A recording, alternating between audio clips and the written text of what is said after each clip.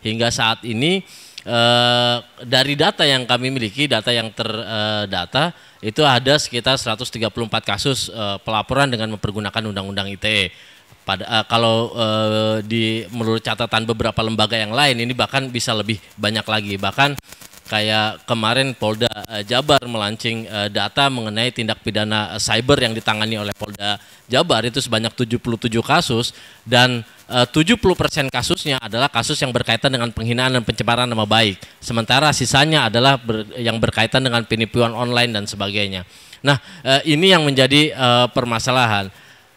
Di samping telah tadi disampaikan bahwasannya memang dalam rumusannya di dalam pasal 27 ayat 3 Undang-Undang ITE dan pasal-pasal lainnya yang merupakan duplikasi tindak pidana yang sudah ada di KUHP dalam dimasukkan kembali ke dalam Undang-Undang ITE, ternyata memang ada permasalahan lain, ya ini masalah aplikasinya, penerapan hukum di lapangan. Karena memang kalau dilihat dari kasus-kasus yang muncul di persidangan, kemudian pada proses pembuktiannya jaksa penuntut umum ini jarang menyentuh mengenai berkaitan dengan penghinaan dan pencemaran nama baiknya pada saat pembuktian. Yang mengemuka di pembuktian adalah unsur-unsur mentransmisikan, mendistribusikan. Ketika sudah masuk terbukti mentransmisikan dan mendistribusikan, maka sudah cukuplah itu unsur tindak pidana yang ada di dalam pasal 27 ayat 3. Maka dalam bahasa simpelnya, segala tindak perbuatan ataupun yang penghinaan pencemaran nama baik yang menggunakan listrik ataupun elektronik itu bisa dikenakan pasal 27 ayat 3 Undang-Undang ITE.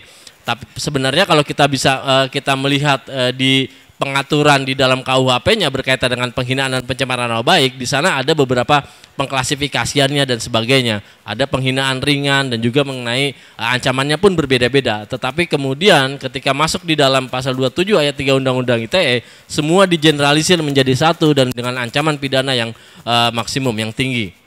Nah, ini menjadi permasalahan ketika di lapangan. Karena begini, setelah diundang-undangkannya Undang-Undang ITE pada 2008, yang Mahkamah Konstitusi menganggap KUHP tidak mampu menjangkau kejahatan penghinaan pencemaran nama baik di dunia maya, seperti tadi disampaikan oleh Bung Angga, ada beberapa kasus yang berbeda. Ada kasus di mana seseorang yang dianggap menghina dan mencemarkan nama baik melalui SMS ini didakwa dengan menggunakan pasal 310 KUHP. Tapi kemudian ada juga orang yang sama dituduhkan melakukan tindak pidana yang sama, tapi didakwa dengan menggunakan pasal 27 ayat 3 Undang-Undang ITE. Nah, ada satu lagi pada kasus model yang sama juga, tetapi didakwa dengan menggunakan pasal 27 ayat 3 junto pasal 310 KUHP. Nah, ini kondisi seperti ini malah justru menimbulkan ketidakpastian hukum bagi masyarakat karena memiliki konsekuensi yang berbeda. Ketika dia dituduh dengan menggunakan pasal 310 311 yang ancaman pidananya tidak sampai 5 tahun, maka dia tidak dilakukan penahanan. Tetapi kemudian dengan menggunakan Undang-Undang ITE, maka dia ditahan. Nah, inilah salah satunya.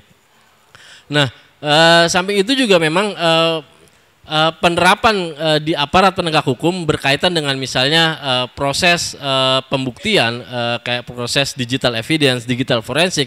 Ini kami melihat dari sejumlah kasus yang kami tangani dan kami pantau, ini polisi, kejaksaan dan sekalipun majelis hakim masih gagap dalam urusan pembuktian. Karena bayangkan ketika di dalam persidangan alat bukti yang disodorkan oleh jaksa penuntut umum ini hanya berupa screenshot, print out. Nah, inilah yang dijadikan bahan dalam proses persidangan. Sementara kalau kita ngomongin masalah kejahatan di dunia maya, maka erat kaitannya dengan digital forensik dan digital evidence yang tidak hanya bermodalkan screenshot dan sebagainya. Nah, ini yang menjadi salah satu permasalahan juga di penerapannya di lapangan. Dan kemudian memang kita dengar ketika tahun awal 2015 kemarin pergantian menteri yang baru bahwasanya Kominfo memang pemerintah menerima aspirasi warga negara ataupun beberapa masyarakat sipil untuk mengamandemen ataupun merevisi Undang-Undang ITE. Tetapi kemudian memang Kominfo ataupun pemerintah tetap pada posisinya, artinya mempertahankan pasal 27 ayat 3 Undang-Undang ITE ini tetap ada di dalam Undang-Undang ITE, tetapi hanya mengurangi ancaman pidananya dari 6 tahun menjadi 4 tahun. Kemudian juga dengan beberapa perubahan yang tadi disampaikan oleh Bung Anggara. Nah, bahkan untuk di revisi pasal 27 ayat 3 ini, Kominfo hanya menambahkan di penjelasannya yang menyebutkan bahwasannya untuk masalah pembuktian penghinaan pencemaran nama baik, pasal 27 ayat 3 ini dikembalikan kembali kepada pencemaran nama baik yang ada di dalam KUHP. Justru dengan begitu kita melihat di sini adanya malah menimbulkan kita melihat adanya kegamangan dari pemerintah. Kalau memang dikembalikan lagi ke dalam KUHP, kenapa tidak dihapuskan saja pasal 27 ayat 3 dan juga duplikasi tindak pidana yang lainnya, biarkan saja di KUHP seperti yang tadi disampaikan oleh Bung Anggara dan Bung Wahyudi.